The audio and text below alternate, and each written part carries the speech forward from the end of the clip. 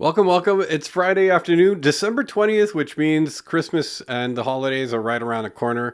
It feels like the whole world is already winding down, but we're winding the conversation for this Friday a little bit up by bringing my special friend and guest, Peter Kujawa of Service Leadership. Peter, I hope you're well. I understand you're on the proverbial farm, well known to the Evolve community, and thank you for joining us. It's great to have you on finally. Yeah, thanks, Luis. I've been looking forward to this. Yeah, it's the proverbial and literal farm, the birthplace of HTG peer groups, and still the home office for the Evolve peer groups down in Harlan, Iowa. So been here since yesterday morning. Drove down yesterday in a blizzard coming out of Wisconsin and made it to the farm, and it's been great being here for a couple of days. I love it. That's well, we had this very casual conversation, and I kind of said it in the LinkedIn post. It was a chance meeting. We were both in Dublin for an Evolve meeting, and you and I had never really kind of hung out before, but we were just kind of standing around in the lobby. He's like, "You want to go for dinner?" So we went out for dinner. We ended up having a great conversation. Surprisingly, good Italian restaurant that had like the best calamari I've had in a long time. I'm skipping out on the name right this second because I can't remember, but I keep thinking of that calamari often, and of course now you're associated in my brain with calamari going forward. So that'll be how I remember you into the future, Peter, my calamari Yeah. friend. But we had a great conversation because we got a bit into a bit of your history and how you wound up at service leadership, of course, in this very important role. And I understand now you might have a slightly expanded role if you might fill the audience in. Yeah. As of a couple of weeks ago, our new CEO, Manny Ravello, decided to combine a couple of pieces of the organization. So he merged IT Nation, which includes the events and the Evolve peer groups and the service leadership peer groups, service leadership, as well as the advisory council infrastructure that ConnectWise has. We have a number of advisory councils that are active and providing a lot of feedback in different parts of the business. He put all those together and asked me if I would run it as a former MSP and somebody who understood the partner perspective pretty well, and also have has it reporting to him. So Manny really is interested in the voice of the partner and what's going on, what are the challenges partners are experiencing, not just necessarily with ConnectWise, but overall, what are the areas that we can help them, and making sure that we're really through the IT Nation events, we're really delivering relevant content and we're tying that content together. So, service leadership historically, as you know, we've done a lot of content. We still do. We do the annual comp report. We do our annual profitability report every quarter. We come out with data on industry performance. And then we're doing some additional things in Sleek. We're doing newsletters. And so we're generating our own content. IT Nation has some really smart evangelists who are generating content on things like modes and on customer journey and other things that are very relevant. And the advisory council was giving some feedback on different topics as well. So we're doing all these things. We just weren't really coordinating, and marketing was doing content. And so the decision was to put these organizations together so that we could really increase the volume and the weight of the thought leadership content that we're delivering and tie that together so we can do thought leadership on general topics. There's going to be some cases where those topics will relate well, and ConnectWise marketing might want to add on some things that are product specific, but in general, it'll be the same things that we've been doing for years at Evolve and at Service Leadership, which is no matter who you're working with, who your partners are, as an MSP or VAR, et cetera, that you can get help from us and we can help make you more successful. I love it. Well, congratulations in that case. It sounds like I can't think of a better person for the gig, if I'm honest. You're so well attuned to the needs of MSPs, so deep in the data, and maybe a disappointed for people today that we don't have a slide deck for you to go through a bunch of juicy data as you normally do when you pop up on these things. But we do Well, I have an can do it. interest. I can do it right off the top of my head, Luis. It's we don't need slides for that. Fair enough. Fair enough. What's your favorite stat of 2024 in that case? What is the number one thing that you think people should be paying attention to? Well, there were three things. The number one most interesting stat was the one that we shared about the correlation between U.S. presidential election years and the decline in revenue growth during those election years and the uptick that comes in the year following. Yeah. I can't remember anything that's generated more excitement and interest than that data point. But um, on a related note to that, I think probably my favorite was that the decline in managed service revenue growth that we've seen, the organic growth slowdown that we've seen, but you might be thinking, well, Peter, why would that be your favorite? Well, because it's at the same time as we've been seeing that decline and that leveling off, we've been seeing improvements in managed service gross margin and in overall profitability. So, what's exciting about that to me is that it shows that you don't need wild growth years to be successful. In Mm. fact, some of that revenue was due to inflation. So it fueled the wage inflation was the bad part of that. And so profitability, even though we had all this wild growth, profitability wasn't growing that much. And the last year, we saw growth leveling off, but yet partner profitability on average was some of the best we'd ever seen. So that's a great story. I think it speaks to the health of the industry, the viability of the business model on an ongoing basis, and a lot of really positive things. Mm. There's another interesting stat that I came across. I don't believe it was your stat, but it was kind of suggesting that the the M&A ecosystem is also seeing a bit of a slowdown as some of the acquirers get a little bit more judicious about the type of revenue that they're really acquiring in the process, suggesting that perhaps we were allowing a lot of commoditized revenue to be part of these transactions. And the market has kind of been paying for it too, because like the market will say, yeah, if you suddenly go from being a $5 million MSP to a $10 million MSP, we're going to add another 2x to your EBITDA multiplier just for the sake of it, not really looking into the quality of the revenue per se. And so I feel like that's maybe course correcting a little bit. I'm not sure if any of your data suggests something along those lines too. Yeah, our data shows that quality MSPs, that 2024 has been a great year for multiples for quality MSPs, particularly those that are generating a larger amount of EBITDA dollars. So if you're a larger MSP and you're a best-in-class MSP and you're growing, that the acquiring companies are looking more, the buyers are looking at growth as more of a factor than they may be used to and want to make sure they're buying a really healthy sales engine. Mm. Um, if you've got those things in place, 2024 was a great year. We're seeing some multiples this year that exceeded anything we've seen in the past. So I think the M&A market is extremely healthy. I think it's very healthy and looks like it'll be as healthy or more next year. The Some of the things that we do see, though, we do see these. I've been struggling to come up with a good name for this, so you'll have to maybe give Oh, me an we'll idea if brainstorm you on got it. a Yeah. good. Yeah. Yeah. What I've been referring to them as is wedding day second marriages. So I get married in the morning to one partner, and I get married again in the afternoon. Um, the concept is two, three, in one case, five MSPs look at their multiple and say, well, let's just, for sake of math, say each of us is generating 400,000 of EBITDA. And let's just, again, for sake of math, say that that's worth a 5x. I don't know if it is or it isn't, but let's say that it is. Well, if there's five of us getting together and each of us is generating 400,000 of EBITDA, if we merge these businesses together, we now have an MSP that's generating 2 million of EBITDA. And a 2 million EBITDA MSP, the multiple on that is probably more like a seven, let's say seven and a half. Yeah. And so then we're going to do that in the morning. And then immediately following, we're going to sell to somebody else in the afternoon. So it's the concept of multiple marriages and remarriages in a single day.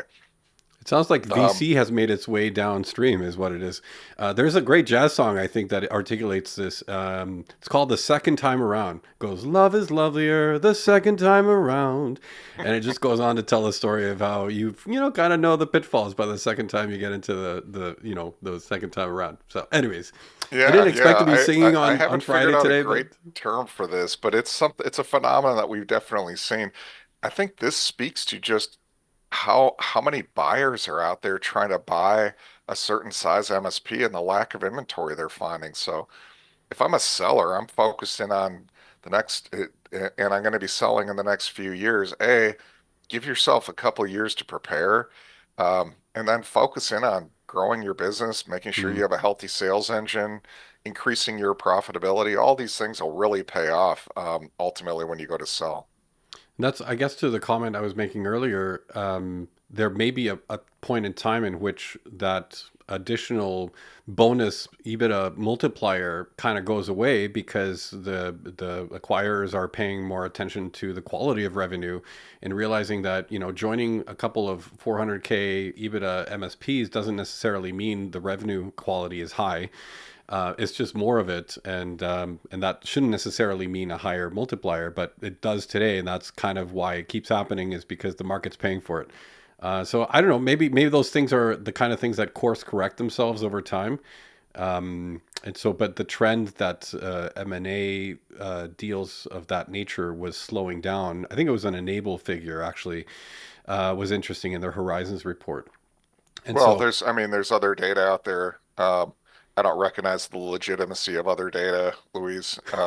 There's one source throw that in there. Fine. of fully Okay. Well, accurate data in the marketplace for MSP. No, I'm just kidding. well, Yeah, I mean, I think that one of the biggest developments in M&A, and by the way, we're in the process right now of putting together our opinion on multiples for 2024. We'll issue those. We come out with those in January, but that process of data collection has already begun, um, and the analysis has already begun. What I think is really important with M&A right now in our space is some of the large MSPs, some of the biggest ones out there, have gone to market and successfully transacted. And the multiples that they've been able to get are really healthy. And these are MSPs that are in some cases in the several hundred million of revenue. They're very profitable, in some cases over 100 million of EBITDA. There was a real question that would the math work? These folks had made a bunch of acquisitions depending on the company. Some of them had more organic growth than others, but either way, all of them had bet on acquisitions and they had used some of those multiples based on size of businesses that they were buying, and they had looked at those and said, well, if we can pay 8 or 9 or 10 and we can do enough of these and package them together and we can get a 15, 16, 17 that the math is really favorable. And it's a huge amount of work, it's a huge amount of risk. It's very difficult to execute that. But if you do it, the math better work, right? And yeah. the risk for the marketplace heading into this late this year was if the math did not work, well, that has tremendous downstream implications for valuations for smaller MSPs.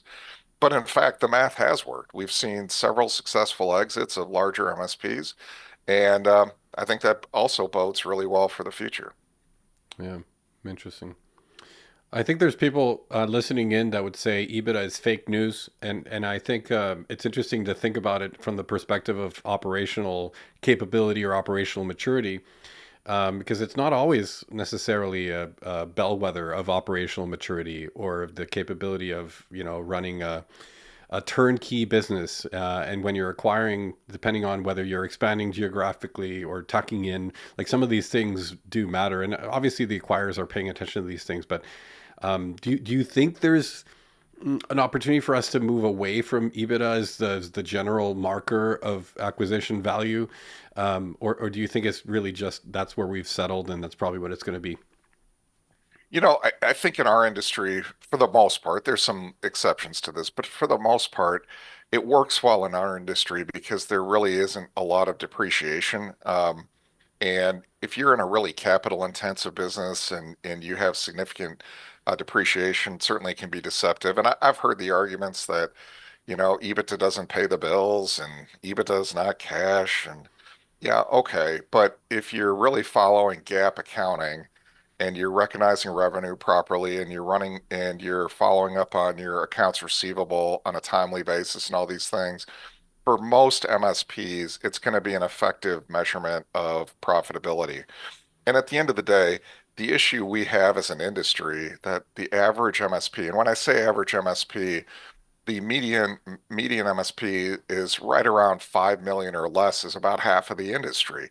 And when you're running a one, two, $3 million MSP or smaller, getting the owner to understand how to measure profitability is a significant challenge and how to really our industry Mm, has is run by a lot of very smart technologists, very entrepreneurial technologists, but I think the least of our issues as an industry is whether EBITDA is effectively benchmarking financial performance. The bigger challenge is making sure that the owners are really focused in on what moves the lever in profitability, regardless of how you're measuring it.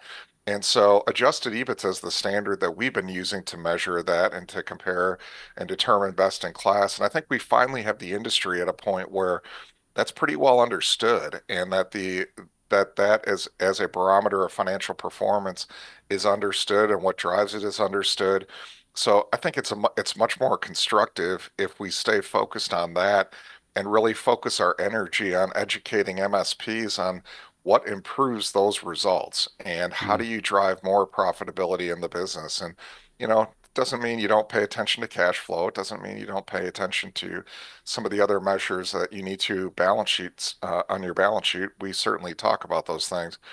But at the end of the day, if we could get everybody focused in on adjusted EBITDA and really understanding how to move the needle on that, I think we'd be in much better shape as an industry.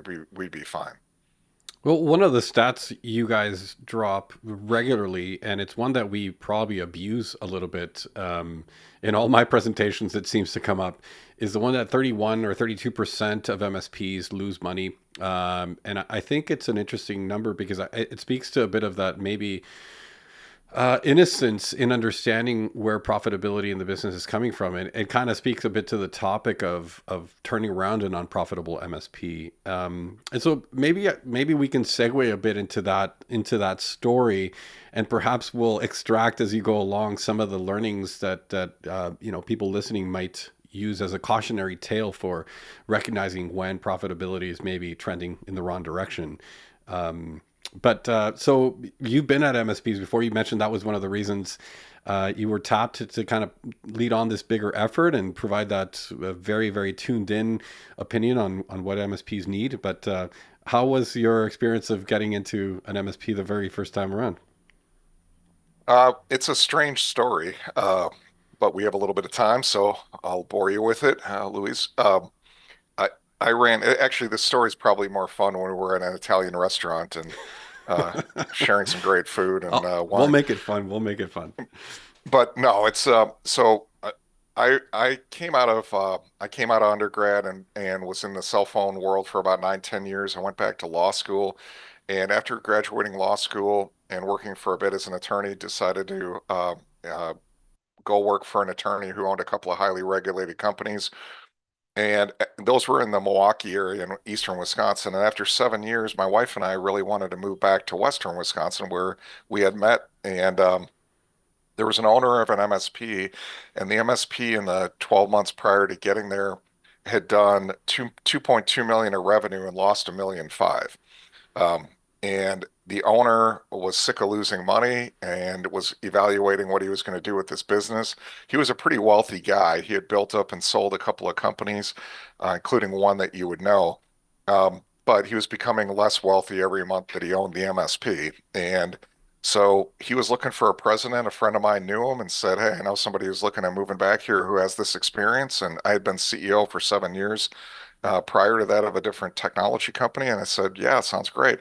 How hard can managed services be?" And Famous last as words. everybody knows on here, a cocky 40-year-old coming in from out of the industry was in for a rude awakening, and I was. Um, but went in and we did a lot of the things that you would normally do in a turnaround. You look at every expense, you look at your staffing, you look at productivity, you make some tough decisions, you do things as quickly as you can to address those things.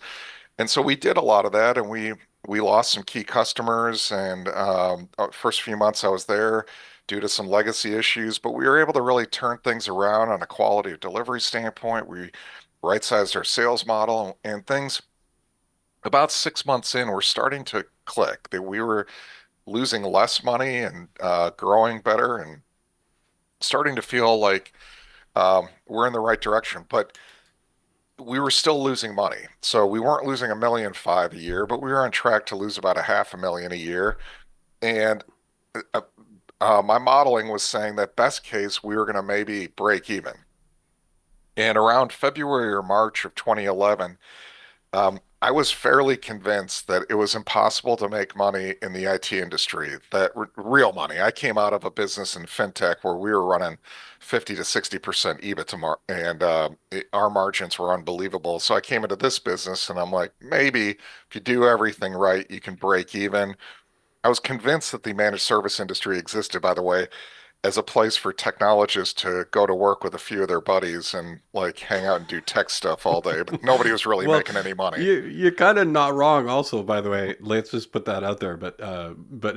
And by the way, I want to make sure I caution you. I'm going to dig into some rabbit holes here because I love these conversations that are the hindsight of this experience because people tend to gloss over a lot of interesting detailed challenges and overcoming certain things. One of which you mentioned just now, which is this idea of losing customers. Most people get stuck at the point where like, oh, we're going to lose 20% of our customer base if we make this change, and then there's no moving from there. And so I'll revisit that in a minute Sure. just to understand sort of a bit of the mindset shift around coming to terms with losing a big set of your customers in the process. But carry on. Yeah, sure.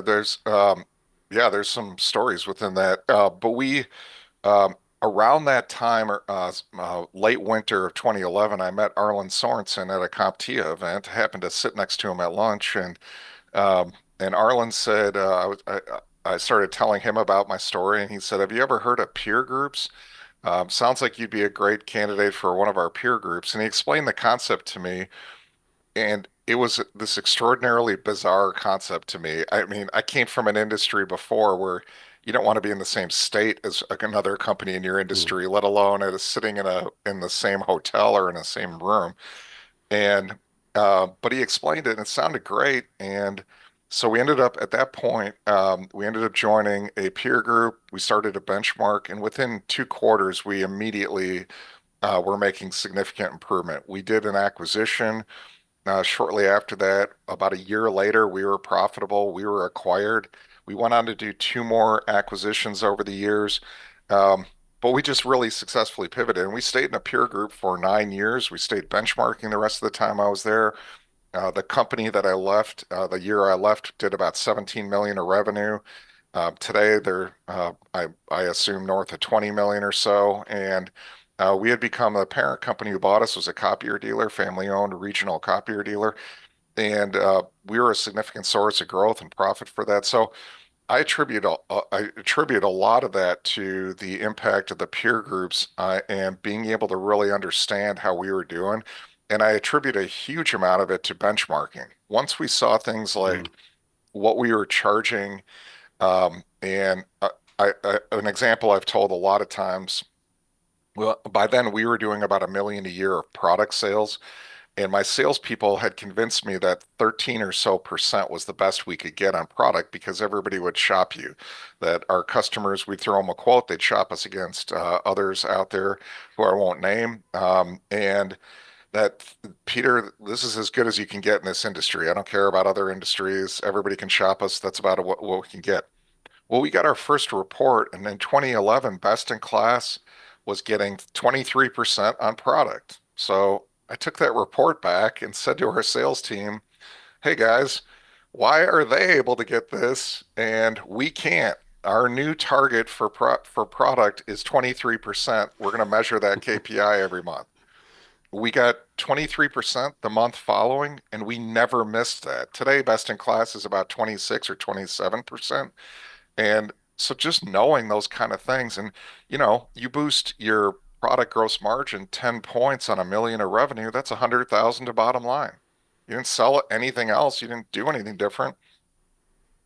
It's money that's lying around on the floor that you're picking up and Hmm. putting into the business. So really understanding those things is what we help MSPs do and understand. And in the peer group environment, they're really able to understand what else they can do strategically and tactically to move the needle in the business. Yeah, I'm reminded of this conversation I had with Paul Dipple back in 2021. We did a nice long interview at the time, and the section of that interview ended up being called "Profit is Immoral." And we talked a lot about the idea that yeah, I guess the value system that um, precludes MSPs from moving into those higher profitability areas because they feel like A, maybe they are not worth it, or B, like my customers will never pay for that, or C, it just feels wrong and they don't know how to reconcile those things. Do you feel like the benchmarks alone kind of just erode a bit of that concern for the most part, or is there maybe a pragmatic execution piece of the traits of the individual that maybe get them over the hump? This is an interesting like personality thing that I see the MSPs that do really well tend to have either a sales focused leader that is just execution driven, or they have somebody just execution driven, not necessarily sales focused, but certainly not missing a sales operation. And so I'm curious on that personality mindset of just realizing we got to do this and we're going to go and do it and end of story. Yeah, it's funny. Paul also talks, and Paul's been a great mentor for me, obviously, taking over for him and working with him over the years in the groups. Um, Paul often speaks about the grief to profitability ratio, and that's one of my favorite quotes of Paul. I think I would I'm writing argue that the down. opposite, that if you're running a low profit MSP, that's the immoral part, because what does higher profitability bring to you as an owner or as a business executive? Well, brings you the ability to expand and grow your business. It brings you Hmm. a financial safety net in the event of a downturn in the economy. It brings you the ability to compensate your people at a market level. It brings you the ability to grow and create opportunity for other employees coming into your organization to create employee opportunities for employees within your organization, and it provides you with an ability to provide your family with a degree of security. And if you're running a business, and you cited the statistic earlier of 31% of MSPs losing money, the good news going back to the earlier discussion is that number was about 28% about a year and a half ago. Last quarter, it was 14%. So what we are seeing as revenue is growth is flattening off and profitability is improving is less MSPs today are losing money. But that's still 14 out of every 100 MSPs that are losing money. And then you've got a whole group of MSPs that are making 1, 2, 3% profitability, which that is not enough. That is not enough to set your business up for future success. So um, it's really important for any MSP out there that's operating at a bottom quartile or low medium quartile level to really focus in on what do you need to do to fix this thing. And this is not a next month or a next quarter problem or thing to focus on.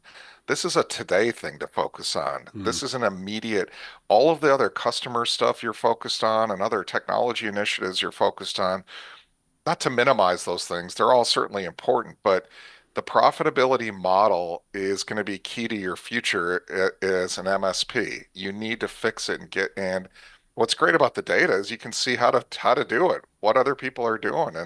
And I've seen the exact same thing where there's a lot of MSP owners that they feel guilty. I'm overcharging this guy. I could charge him 10% less, or just feels like too much. And look, you've got a business to run, and I'm not saying go out and extort money from companies, but it's a competitive marketplace. Your customers are going to make those decisions. If you're delivering quality, you should be looking at the quality of the product that you're delivering to your customer base and pricing based on the value of that product being brought to your customer, not based on what somebody down the street is doing that you're comparing pricing to, because that company might not be making any money. And you might be paying your people better. You might be delivering a better quality. I hope you're delivering a better quality product. If you are, you've got to make sure that you're pricing it based on that. Well, Peter, I didn't ask you here to come and drop all these logical statements of things that people should obviously be doing. And I'm joking, of course. This is the pragmatism I speak of specifically, because we are hung up many times in a lot of these psycho-esoteric issues that maybe prevent us from moving the thing forward. But let me jump back a little bit, because when you talked about the MSP that was losing money, you mentioned as soon as you started looking at benchmarks, within 2 quarters there was improvements, and I'm curious to know where some of the key benchmarks that you felt had the biggest, movement or lever to improve the situation for the business were, and sort of what was the process of A, uncovering them, and B, making the necessary change to drive change forward. Yeah, I mean, once you understand the benchmarks themselves and what each of them tells you, then you can start to understand the levers of what influences each of them. So, for example, one of the benchmarks that service leadership talks all the time about is a KPI called service multiple of wages. And what it states is for every dollar of wages that you have in your service team, you should be generating X dollars of services revenue. Okay, so 2.5x, if I'm not mistaken, right? yeah, very good. You're quite the student. Got to start coming to more of my stuff, or maybe I can have you give it. Um, yeah, 2.5 is what we've historically always taught. Today, best in class, they've just been on this top quartile performers have been on this steady drumbeat of improvement. And today, best in class is about 2.9. Hmm. Bottom quartile is not only not improving, they've actually gone down a little bit. Median's improving, but at a much slower pace than the best in class. So, what does it tell you? When you start to benchmark and you get your first data look back, how do you read that? Well, if somebody's unprofitable, typically I'm going to go to their service multiple of wages, and it's going to be somewhere around a 1.8 or 1.9 or lower. So for that provider, let's say they have $1 million of service wages, and in that calculation, you're including all techs and service managers, you're including your post-sale account managers, VCIOs, you're including project managers, project engineers, everybody goes in there. So if I'm that bottom quartile producer, if I have $1 million of cost in that service engine, my service engine's only generating 1.8 or 1.9 million of revenue or less. So what do I need to do? Well, at first I'm going to need to look at my pricing. Am I charging enough for my labor rates? Am I charging enough for my managed service offerings? Am I increasing pricing on an annual basis? Am I doing it in a way that's sufficient to keep up with wage inflation? Hmm. So, am I adding enough new revenue? So, the first side of the equation is a revenue side. So, I'm going to look at all of that. And those are going to be individual decisions that I'm going to make as I peel it apart. The second thing I'm going to look at is my cost component. Okay, and that gets pretty complicated, but at the end of the day, how much am I spending on people costs to deliver all those services? Okay, so how do I look at that if I want to improve it? Well, I would first look at my pricing. I would then look at, do I have the right mix of employees? I would look at, for example, do I have too many level two and three techs relative to the number of level one techs I have in my organization? There's all sorts of reasons why I might. Um, One of them can be I'm not disciplined enough on my target customer profile. I'm selling to too many sizes and shapes of customers. I might have too wide of a tech stack I'm supporting, so I need more experienced techs who I'm going to have to pay more to support it. There's a lot of things that we measure with operational maturity level that tend to drive these different decisions. But I'm going to look at that and say, um, is my tech team right sized? Do I have the right people in there? Am I paying them the right way? I can use compensation data to look at am I paying them too much or too little? So I'm going to look at all those things. Okay. Now let's assume I've got my pricing right and I've got my tech labor team right. I've determined that they're paid right, I have the right mix, etc. Okay. Well, then I can use it as a guideline on when I can afford to add more people. Hmm. Okay, so if I'm $1 million of cost on that team and I have 1.8 million of revenue, services revenue, and I add 200,000 more of services revenue, well, don't add another person because now I'm at a 2.0 service multiple of wages. Okay, if I add another, if I'm trying to get it to a 2.5, I need to add another 500,000 of revenue to justify adding another FTE in. Okay, so the math is the math. It tells you, assuming all else is in line, it tells you when you can afford to add more staff. So what I would tell somebody who is at a 1.8 or a 1.9 is look at those individual components. Usually it's not one thing or another, it's both. So look at your pricing, look at your labor rates, look at your utilization on your team. All of those really fit together. Look at your team composition, what you're paying your team, etc. Then set some incremental targets. Okay, I don't want to tell a provider to go from 1.8 to 2.9 to best in class because it'll probably break the back of their team if they do try to do that in a quarter or two. Set a goal for your team. If you're at a 1.8, set a goal of getting to maybe a 2.2 or a 2.3. Once you can get your team to that in a couple of quarters, set your next goal to get to a 2.5. And once you get to that, now you can set a goal to get to a 2.7 or a 2.9. It won't take you as long as you think it is. It will if, as an MSP if you're really disciplined and you're looking at all of those different things. But that's the kind of stuff that benchmark comparatives can tell you about your operation.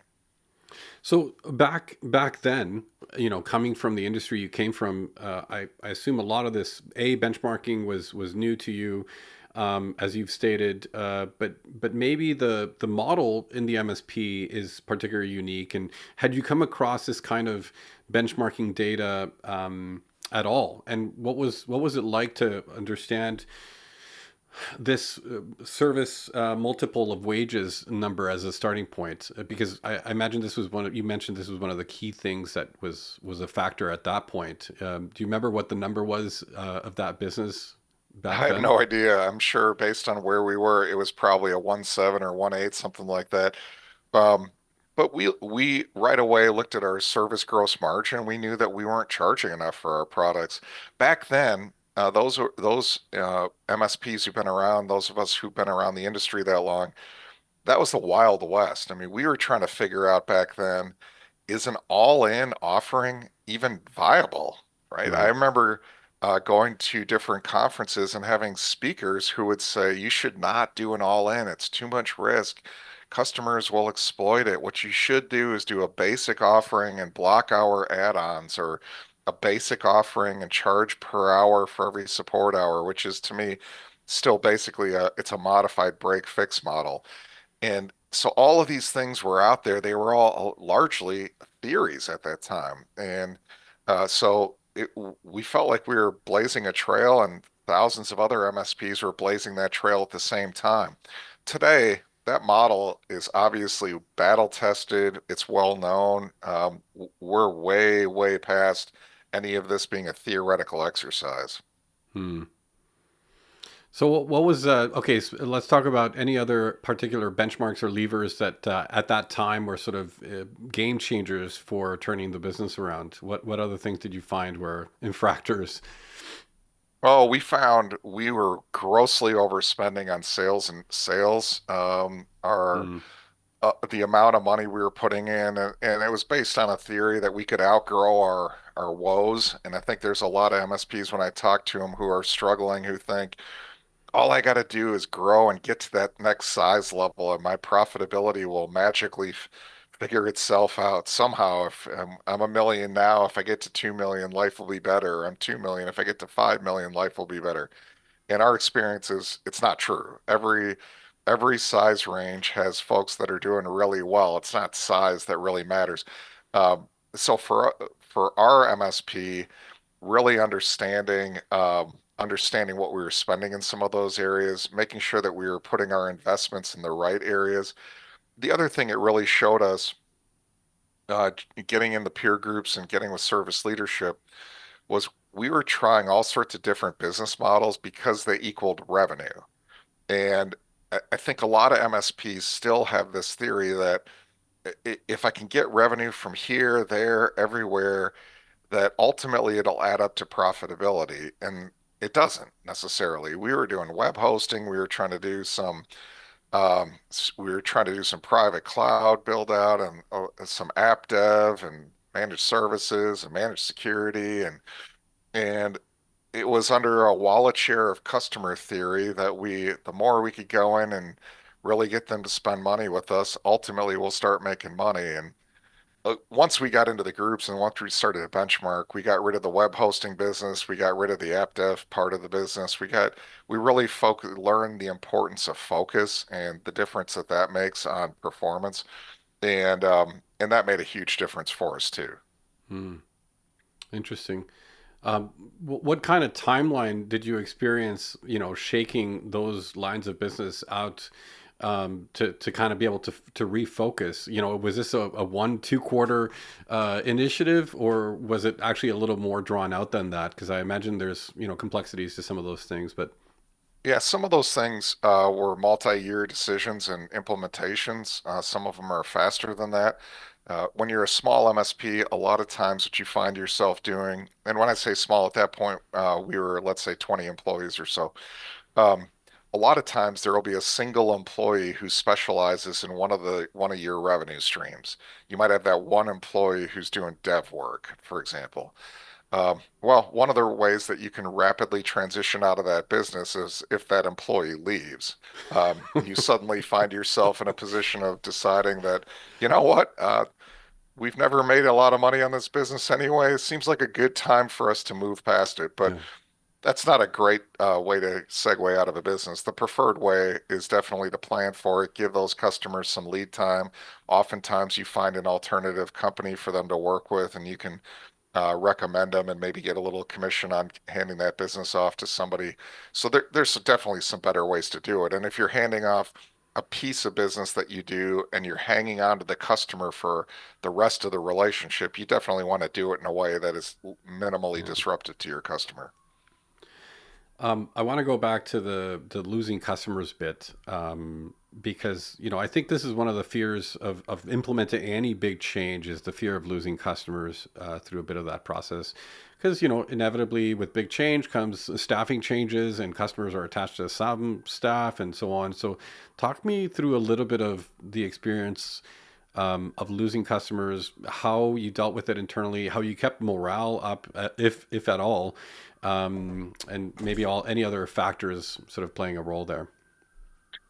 Yeah, for me, the toughest thing when I arrived at the business was getting our employees to understand the reality of what was going on the ground and that the customer perception of us was not as good as we thought. We were not delivering good service. And I was coming in from outside the industry and looking at for example, our support center and how long it was taking us to get back to customers and some of those things and saying, if I was a customer, I'd fire us. Well, and soon enough, that in fact started to happen. My favorite story with this was our largest customer asked for a meeting, and the sales rep's a great sales rep, still there today, but he needed me to come on this meeting. So I said, "Great, what do they want to meet about?" And he said, "Well, it's two sisters that own the company, and for us, it was about 100K a year contract, which was a lot for us back then, especially when we were losing a lot of money. And so they just want to meet the new president and get to know you a little bit." And I said, "Okay." So I took my head of IT, delivery, my rep, and we went to the meeting. It was about 8 in the morning, and the two sisters came into the meeting, and one of them said, we did our niceties and introductions and everything. And about 2 minutes in, she said, "Let's get going. Uh, Peter, I want to tell you, I don't usually use the F word in meetings, but I'm going to use it today."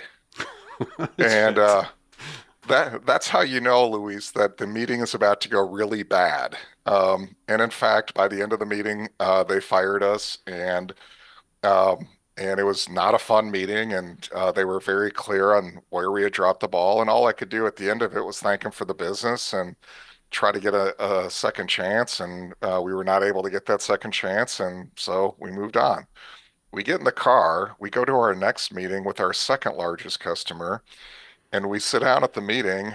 And after the introductions, he said, Peter, I got to tell you, I'm awfully close to finding another IT company. Here's what you guys have done, and we had uh, we had not done a backup, and they had to do a restore, and they lost an entire day's transactions, and it was about a 10 or 12 location insurance agency, so it was a huge disruption. And said, all I can do is tell you what we're going to do to counter this. And so we leave those meetings, and we've now lost our largest customer, and our second largest customer has put us on notice. And I look at my rep and my head of IT services, and they look like they had just stormed Omaha Beach, and they just were incredibly shell shocked. And I said, guys, we're going to figure this out. This is reality. We got to address reality as it exists and figure it out. So we, within a week or two, sent out a detailed survey to our customers, and this was something I had done at my last business. But as a four-page survey, I asked them about to rate us on our support center, rate us on our engineers, rate us on our sales team, and rate us on the business overall. About maybe 20 questions or so, and then a section for narrative. And we printed them out, sent them out to every customer with a self-addressed stamped envelope. And we did it every year. We'd get back about 40 to 50% response rate. And every manager read every one of those surveys. We'd compile the data, we'd read the comments, and then I'd send out a newsletter to our customers saying, here's how you scored us. Here's the areas you told us we're not doing well in, and here's what we're going to do to fix them. Here's the areas you said we're doing well, and we're going to keep doing them. And the feedback loop that we got was really impactful on not only that year, getting our employees to understand what our customers really thought of us, but in future years, every year, that really told us what do we need to be doing next? Okay, we're doing better than last year. We fixed those other issues, but what are the things we need to refocus on today that we're not doing that we need to do? And every Mm. year, it would take us next level, next level, next level. If you follow that process for long enough, you wake up one day and your customers actually think you're doing pretty well, and you are, right? If you've really listened to them and improved your business and improved your delivery. And so that was something we took really seriously, and that made a huge impact for us as a business. Hmm. Wow. I love this idea of the surveys. I remember doing one short one. It was a three question one during a time when we were sort of concerned about what misperception customers had of our capabilities. you know, and so I remember sending a survey. It was three questions. How long do you think it takes to recover from a large outage? A flood in the server room type of thing. And the responses were wild all over the map. Some people thought it'd take a few minutes. Some people thought the most realistic one was like a week. Okay, that actually seems to be connected to reality to some extent. But it just kind of led me down the path that there's all these interesting assumptions being made because no expectations or feedback loop or anything is being communicated, and that was obviously the thing that you unlocked through the surveys. Is that kind of the genesis of the move into service leadership? Is this fascination with the data? I'm curious if that was the pivotal point. I always loved listening to what the data was telling us, but no, the what was really appealing to me with moving to the service leadership role with ConnectWise 3 years ago was I always really enjoyed the ability to interact with other MSPs at other industry events and try to help them where I could. In some cases, they'd help me, obviously. Um, but what the two most gratifying things to me running a business were helping grow my employees and seeing employees take it to the next level and really excel. And then also working with other businesses in our industry and doing the same. So for me, this was an opportunity to do both of those things at scale. And every quarter, I'm personally in front of in peer group environments. I don't even know the number, but it's probably 300 to 400 MSPs, and it's worldwide. And I get to hear their challenges. I get to share with them what good looks like today and do go through different exercises. And that's incredibly satisfying to me, Mhm. incredibly gratifying. I was at IT Nation Connect, as were you, and in Orlando last month, and what a great event that was. And I had two different MSPs come up to me after two of my sessions, and one of them came up and said, "I don't know if you remember me, but I came up to you after a session that you delivered a couple years ago." And it was immediately, we needed to fix a bunch of things and change a bunch of things. And I wanted to let you know we did that. And we made these changes in our business, and we became much more successful. And we were successfully acquired a few months ago. And we wouldn't have been if we wouldn't have done those things that you told us about. And I had another one come up and tell me that they were going to do an acquisition. And I remembered this conversation because I spoke on M&A, and they were asking me some questions, and my advice was don't do it. You're buying for the wrong reasons. You need to fix the foundation on your house before you add a second and third story on top of it. You should go back and focus on your operation and on these other things. And he said they after that decided not to do that acquisition. And he said, we're doing way better today because of it. So thank you. And so, I mean, those are that's why I took the job 3 years ago. And it's been so much fun. I get to work with such intelligent people every day, and so many people that are partner focused, and get to go out and interact with partners all over the world. And so what could be better?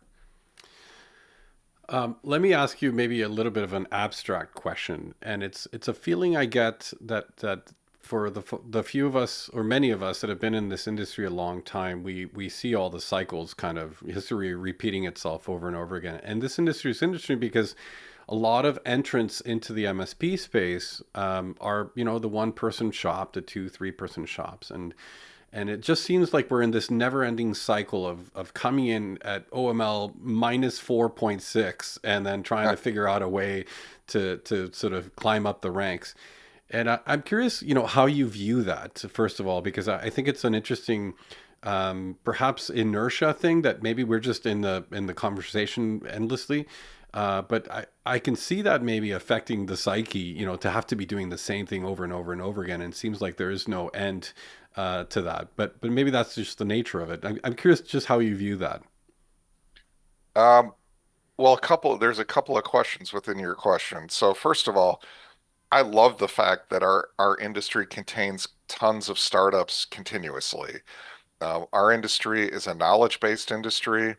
There's not a significant capital requirement to start an MSP. You probably want to have a little bit of cash to build it, um, but anybody can go out and start an MSP. And it's the analogy that we use is law or accounting, where you're seeing larger and larger worldwide law firms and accounting firms as all of these mergers are going on and all this consolidation's going on at the top end. But at the same time, you're seeing more and more attorneys every day who leave and hang a shingle and start their solo practice and go on to be successful and add partners and add legal assistants and grow a firm and start the cycle of life over again. And it's the same in managed services. So that's a sign of the health of the model. It's a sign of the health of the industry. It's also a sign that businesses like to work with different sizes of providers. Not every business out there wants to work with a national or international company. A lot of businesses want to work with a smaller local company that is more like they are. And so, to me, it's a really, really healthy thing. In terms of those companies all starting off at an OML, it's actually an OML 0 or 1, but I like the idea of a negative scale. I see companies frequently that would fit. Um, but yeah, it's everybody has to start there. Now, you don't have to stay there as long if you know the model and you know what drives success and higher OML behaviors. You can be an OML 1, 2, and up into a 3 much faster.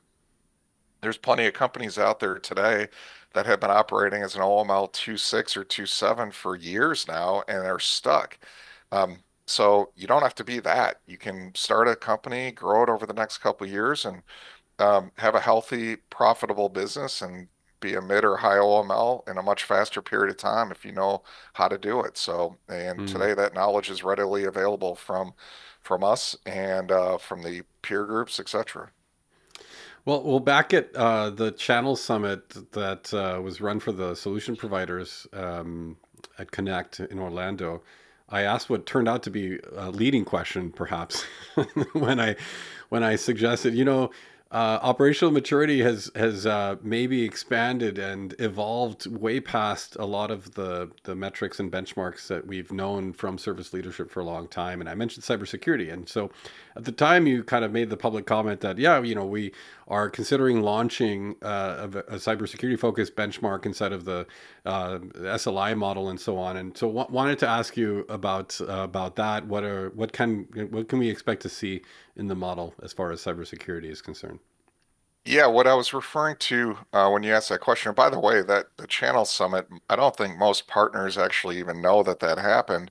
But IT Nation did something really unique this year, and that was we did a full day program for the vendor side of the community. And it was an all day program, really, and we brought in a lot of speakers. I did a session for an hour, and we really focused on how to engage with the community, what drives success for MSPs, what are the ways you can add relevance to MSPs in the community. And so our idea on that was really how do we help elevate the game of all of these awesome partners that are channel partners that are doing sponsorships and all the things to make these events happen.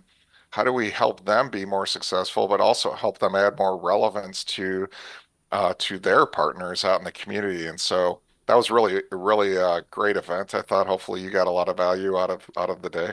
I really did. Um, but those are the kind of things that we're trying to do at IT Nation to really propel the community forward. It's not just about the visible side of the events that everybody sees or the peer groups. There's so much more going on all the time. So as far as your question, we will be adding a sixth functional area to Sleek I believe, this month. Our goal had been by Christmas, but we'll see if we hit that or not. I think it's probably by the end of the month, more likely.